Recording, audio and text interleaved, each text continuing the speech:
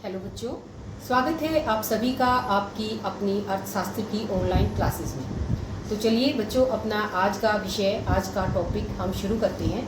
आज हम अर्थशास्त्र में पढ़ेंगे कक्षा 12 के चैप्टर 3 को ही आगे बढ़ाएंगे हम। चैप्टर 3 जिसका नाम था हमारा circular flow of income and product, आय व उत्पाद का चक्रीय प्रवाह। इस चैप्टर की हमारी चौथी वीडियो है।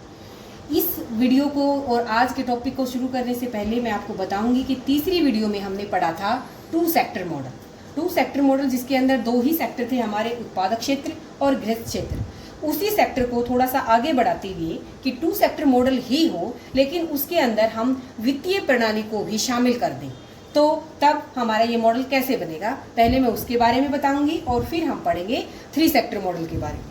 तो टू सेक्टर मॉडल जो कि हम कर चुके हैं, उसी को एक बार फिर से थोड़ा सा रिवाइज करते हैं, जिसके अंदर एक सेक्टर हमारा उत्पादक क्षेत्र होता है, प्रोडक्ट सेक्टर होता है, और दूसरा हमारा हाउस होल्ड सेक्टर होता है। तो ये जो प्रोडक्शन सेक्टर है, ये क्या देता है, वस्तुएं व सेवाएं, जो रियल फ्लो होता है, वास्तविक प्रवाह, उसके अंदर goods and services house hold sector को देगा, और ये सेक्टर इसको क्या देगा, इन वस्तुओं और सेवाओं की कीमतें देगा। तो ये कीमतें जो हैं ये हमारे मनी फ्लो के अंदर आती हैं, लेकिन जो ये वस्तुएं व सेवाएं हैं ये हमारे वास्तविक प्रवाह में आती हैं। ये जो बाहर का चक्कर है ये हमारे रियल फ्लो को दिखा रहा है, और जो ये अंदर का राउंड है ये मनी फ्लो को दिखा रहा है। तो प्रोडक्शन सेक्टर देगा वस्तुएं व सेवाएं हमारे हाउस होल्ड सेक्टर को, और हाउस होल्ड सेक्टर इन वस्तुओं और सेवाओं के उत्पादन करने के लिए अपनी सेवाएं देगा उत्पादक क्षेत्र को। ठीक ऐसे ही अगर हम मनी फ्लो की बात करें, तो इन वस्तुओं व सेवाओं के बदले में इनके ऊपर जो खर्च होगा, जो इनकी कीमतें होगी, जो इनका एक्सपेंडिचर होगा, वो मनी के रूप में ये प्रोडक्शन सेक्टर को देगा। और प्रोडक्शन सेक्टर जो ये इसकी वस्तुएं व सेवाएं हैं, जो इसने भूमि के रूप में, मजदूरी के रूप में, उद्यमी के रूप में, कैपिटल के रूप में, पूंजी के रूप में जो सेवाएं दी हैं, उन सेवाओं की कीमतें मुद्रा के रूप में मनी फ्लो में ये इसको देगा। तो ये चीज़ तो हम पहले भी पढ़ चुके हैं, समझ चुके हैं। अब इसके अंदर मैं अगर आपको बताना चाहूँ तो ये चीज़ तो हम समझ चुके हैं, इसलिए मैं इसको इरेज कर रही हूँ। टू सेक्टर मॉडल ही हो, लेकिन उस टू सेक्टर मॉडल के अंदर एक चीज़ और शामिल कर दी जाए, वो है हमारी वित्तीय प्रणाली, या फिर हम इसे कह सकते हैं अपनी फाइनेंशियल सेक्टर जो हमारा है, फाइनेंशियल सिस्टम जो है, उसको भी अगर हम शामिल कर दें तो फिर ये टू सेक्टर मॉडल कैसे काम करता है। वित्तीय प्रणाली के अंदर हमारे सारे बैंकिंग जो बैंक होते हैं वो हमारे आएंगे, जिसके अंदर हम अपनी जो हमारी बचतें होती हैं, उन बचतों को, हम अपनी जो सेविंग्स होती हैं, उन सेविंग्स को हम वहाँ जमा करते हैं, और जब हमें पैसे की ज़रूरत होती है तो हम वहाँ से उधार भी लेते हैं। तो जब वित्तीय प्रणाली या बैंकिंग सेक्टर भी हमारा शामिल हो जाता है टू सेक्टर मॉडल में, तो फिर क्या होगा, बिल्कुल आसान है।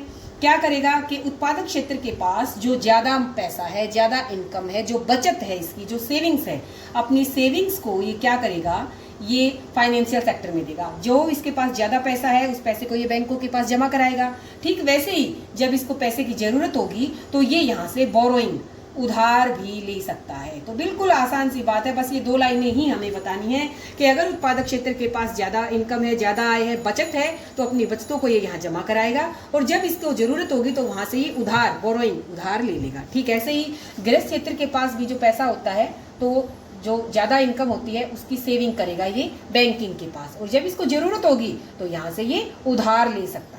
तो बस कुछ भी नहीं, हमारी वही सारी बातें हैं, टू सेक्टर मॉडल, लेकिन जब इसके अंदर फाइनेंशियल सेक्टर भी अगर है तो दोनों की तरफ से क्या होगा, दोनों की बचतें फाइनेंशियल सेक्टर की तरफ आएंगी, और दोनों जब उधार लेते हैं तो उधार इसकी तरफ से इनकी तरफ जाएगा। तो ये हमारा टू सेक्टर मॉडल, जिसमें वित्तीय प्रणाली या बचत और निवेश को भी जब शामिल किया गया, ये तब के बारे में हमारा टू सेक्टर मॉडल है। अब हम अपना अगला मॉडल पढ़ते हैं, जो कि हमारा थ्री सेक्टर मॉडल, तीन क्षेत्रीय मॉडल है। तो इसके बारे में चर्चा करने से पहले मैं बता दूं कि जो ये तीन क्षेत्रीय मॉडल जो हमारा है, ये वास्तविकता के अधिक समीप है। मैंने क्यों कहा ऐसा, क्योंकि जो हमने टू सेक्टर मॉडल पढ़ा उसमें हमने सरकार का इंटरफियर नहीं बताया, सरकार का कोई हस्तक्षेप नहीं है, लेकिन वास्तव में ऐसा होता है, सरकार होती है, सरकार इंटरफियर करती है, सरकार का प्रभाव होता है। तो तीन क्षेत्रीय मॉडल में क्योंकि सरकार है और सरकार वास्तव में भी होती है, तो इसलिए हम इसे कह सकते हैं कि ये वास्तविकता के, रियलिटी के अधिक नियर है, अधिक समीप है। दूसरी बात, ये भी एक बंद अर्थव्यवस्था है। ये इन दोनों के अंदर हम समानता भी कह सकते हैं। टू सेक्टर मॉडल भी हमारा क्लोज्ड इकोनॉमी में था, और थ्री सेक्टर मॉडल भी क्लोज्ड इकोनॉमी में था। क्लोज्ड इकोनॉमी मैंने तब बताया, बंद अर्थव्यवस्था कब होती है, जब शेष विश्व के साथ हमारी अर्थव्यवस्था का, हमारी इकोनॉमी का कोई लेन देन ना हो। तो दो बातें तो ये हुई। इसके बाद अब हमें पता है 3 क्षेत्रीय मॉडल है। 2 मॉडल तो हम पहले ही पढ़ चुके हैं, एक उत्पादक क्षेत्र होता है हमारा, दूसरा क्षेत्र होता है हमारा गृहस्थ। अब तीसरा क्षेत्र जो होगा यहाँ पर वो होगा हमारा सरकारी क्षेत्र। तो इसके बारे में हम एक बार पढ़ लेते हैं। सरकार क्या करती है? आप सभी को पता है सरकार 2 तरह के काम करेगी। एक तो सरकार टैक्स लगा सकती है, नंबर 1, और दूसरा सरकार क्या करती है, सब्सिडी भी देती है, आर्थिक सहायता जिसे हम हिंदी में बोलते हैं।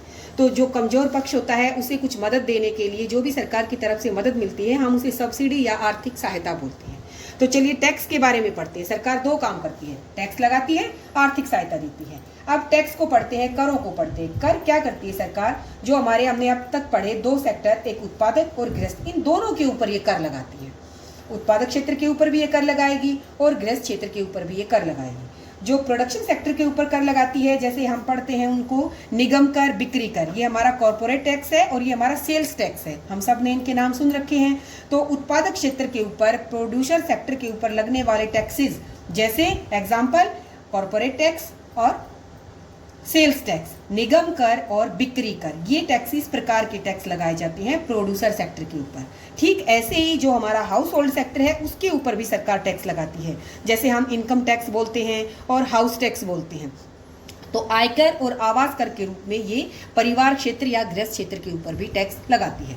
तो ये इन दोनों के ऊपर टैक्स लगाती है। दूसरा काम जो सरकार करती है वो आर्थिक सहायता का। अब आर्थिक सहायता भी ये इन दोनों सेक्टरों को देती है, उत्पादक को भी और गृहस्थ को भी। उत्पादक को जो हमारा कमजोर होती है, जो उद्योग हमारे, उनको पैसे के रूप में या फिर वैसे उनको टैक्स में छूट देकर सरकार उनकी सहायता करती है। ठीक ऐसे ही परिवार क्षेत्र को भी सहायता करती है। कैसे? जैसे बुढ़ापा पेंशन हो गई और जैसे छात्रवृत्तियां वगैरह हो गई। तो इस तरह से सरकार क्या करती है, मदद करती है, सहायता करती है, जिसे हम सब्सिडी बोलते हैं। तो सरकार के ये 2 काम हैं, टैक्स लगाने का और सब्सिडी देने का। इसके अलावा सरकार एक काम और भी करती है, क्योंकि सरकार के पास जो ज़्यादा पैसा होता है तो सरकार बचत भी करती है, सेविंग भी करती है और उधार भी लेती है। जब सरकार के पास पैसा होता है तो उसे वो अपना बैंक में डालकर वहाँ पर बचत के रूप में रखती है, और जब सरकार को ज़्यादा पैसे की ज़रूरत होती है तो वहाँ से वापस उधार भी वो ले सकती है। तो ये दोनों काम भी वो करती है। अब इस 3 सेक्टर मॉडल को हम, जैसे हमने ऊपर डायग्राम पढ़ा, ठीक ऐसे ही डायग्राम की तरह ही हम पढ़ेंगे। तो डायग्राम में देखिए मैंने ये बनाया है यहाँ पर उत्पादक क्षेत्र और ये हमारा गृहस्थ क्षेत्र। तो उत्पादक और गृहस्थ क्षेत्र 2 सेक्टर मॉडल में ये हम पहले बहुत बार पढ़ चुके हैं कि उत्पादक क्षेत्र क्या करता है, वस्तुएं और सेवाएं देता है हमारे गृहस्थ क्षेत्र को। ये जो लास्ट वाली लाइन है, वस्तुएं व सेवाएं देगा। बदले में गृहस्थ इसको क्या देगा, साधन सेवाएं देगा। अब मैं यहाँ पर एक और भी बना सकती हूँ। ये मैंने सिर्फ क्या बनाया है, रियल फ्लो को बनाया है, वास्तविक प्रवाह को बनाया है। मैं अगर मनी फ्लो को भी बनाऊं तो मैं ये लिख सकती हूँ वस्तुओं और सेवाओं के ऊपर खर्च, ये इधर से इधर आएगा मनी के रूप में। ऐसे ही साधन सेवाओं के रूप में इन साधन सेवाओं की जो आय है, साधनों की जो इनकम होगी वो इधर जाएगी, तो वो मनी फ्लो हो जाएगा। तो मेरे ख्याल से ये हम 2-3 बार रिपीट कर चुके हैं, ये आपकी समझ में आ चुका होगा। इसके अलावा वित्तीय क्षेत्र जब साथ में हो तो ये भी हम पढ़ चुके हैं कि अभी मैंने ऊपर थोड़ी देर पहले ही बताया है कि उत्पादक क्षेत्र के पास जो बचत होती है, जो सेविंग्स होती है, वो बैंकों में जमा होगी, और जब इसको जरूरत उधार लेना होता है तो ये यहाँ से उधार भी लेती है फाइनेंशियल सेक्टर से। ठीक ऐसे ही हाउस होल्ड वाले भी करते हैं, जो इनके पास सेविंग्स होती हैं वो सेविंग्स वो यहाँ पर जमा करते हैं, और जब इनको उधार लेना होता है तो यहाँ से वो उधार भी लेते हैं। अब हम अपने तीसरा जो क्षेत्र है उसके बारे में बात करते हैं। तीसरा क्षेत्र हमारा सरकारी क्षेत्र। सरकार के लिए भी मैंने बताया कि सरकार के पास अगर बचत है तो वो बैंकों में जमा करेगी, अपनी बचत को, सेविंग्स को वो वित्तीय क्षेत्र फाइनेंशियल सेक्टर में जमा करेगी, और जब इसको जरूरत होगी तो वो यहाँ से बोरो भी करेगी, उधार भी लेगी। अब इन दोनों के साथ जो हमारे 2 सेक्टर हैं, उत्पादक और गृहस्थ, इनके साथ इस सरकारी क्षेत्र का क्या लेन देन है उसके बारे में हम और पढ़ते हैं। तो मैंने वैसे तो आपको बता ही दिया कि सरकार टैक्स लगाती है और सरकार सब्सिडी भी देती है। तो हम यहाँ से ये कर सकते हैं कि उत्पादक क्षेत्र क्या करता है, सरकार को कर देता है, टैक्स देता है करों के रूप में। ये कर मैंने आपको बता दिया, ये निगम कर और बिक्री कर होते हैं।